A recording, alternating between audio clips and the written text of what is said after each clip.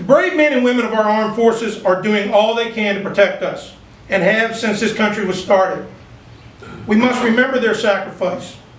Long after the guns have been silenced, there are children missing parents, spouses missing their life partners, and parents missing their sons and daughters that have died way too soon in the service to their country.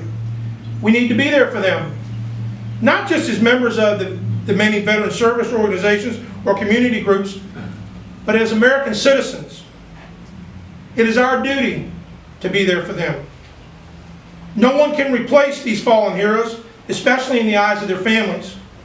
But we can offer shoulders to cry on, we can offer assistance with educational expenses, and we can offer assurance that their loved one's sacrifice will not be forgotten. Our fallen have given what President Lincoln called their last full measure of devotion. They did it to serve America. They did it to serve us. The scripture tells us, "Well done, my good and faithful servant, well done." Let us live up to their sacrifice. May God bless them, and may God bless all of you for remembering them here today. Thank you. Last month, we began a commemoration of the 100th anniversary of the United States entry into World War I. And as we mark that century milestone, as we gather on this Memorial Day, we are reminded of the true cost of war. And that's why this day is so important to all of us, to pay a well-deserved tribute to those brave Americans who made the ultimate sacrifice in defense of our great nation, who ensured for us the freedoms that we now enjoy. Many of you likely know the history of this holiday and the history of this place where we gather here today.